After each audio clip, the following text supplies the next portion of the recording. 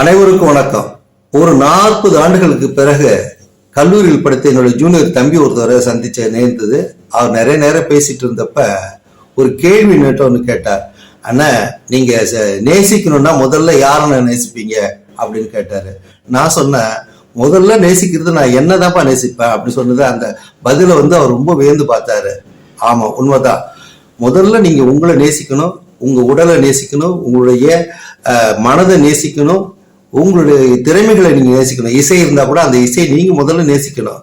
இப்படி இருந்தாதான் உங்களுடைய உடலும் மனமும் நலமாக இருக்கிறதுல உளவியல் பார்வை. அந்த வகையில நிறைய பேர் இமிட்டேஷன் வாய்ஸ் தான் பாடுவாங்க. ஏன் உங்க வாய்ஸ் என்னாச்சு அப்படின்னு ஒரு கேள்வியோடு என்னுடைய வாய்ஸ்ல தான் நான் இப்பெல்லாம் பாடுறதுங்கிறத நீங்க புரிஞ்சுக்கணும். இமிட்டேஷன் வாய்ஸ் பாடிட்டு இருந்த காலகட்டம்லாம் மாறி போய் என்னுடைய வாய்ஸ்க்கு என்ன நல்லாவா இல்லை அப்படிங்கிறத என்னை நானே கேட்டுக்கொண்டு என்னுடைய குரலிலே பாடுகின்ற அந்த பாட்டை நீங்க பாக்குறீங்களா? அதனாலதான் என்னையே நான் நேசிக்கிறேன் அப்படிங்கிறதுக்காக தான் இந்த எடுத்துக்காட்டு.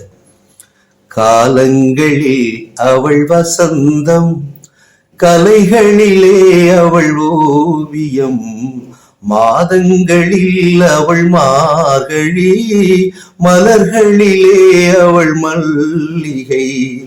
காலங்களில் அவள் வசந்தம்.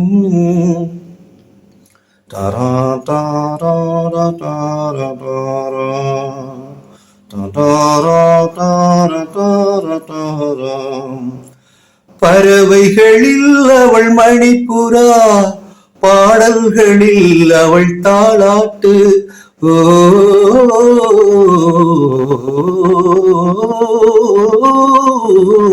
பறவைகளில் அவள் மணிப்புறா, பாடல்களில் அவள் தாலாட்டு.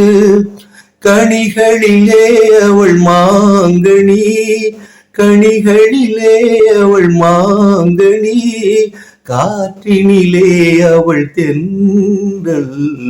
காலங்களில் அவள் வசந்தம், கலைகளிலே அவள் ஓவியம், மாதங்களில் அவள் மார்கழி, மலர்களிலே அவள் மல்லிகை.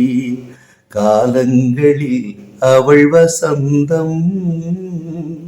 நன்றி, வணக்கம். என்னுடைய குரல் பிடிச்சிருந்தா கமெண்ட் பாக்ஸ்ல பதிவிடுங்கள். நன்றி, வணக்கம்.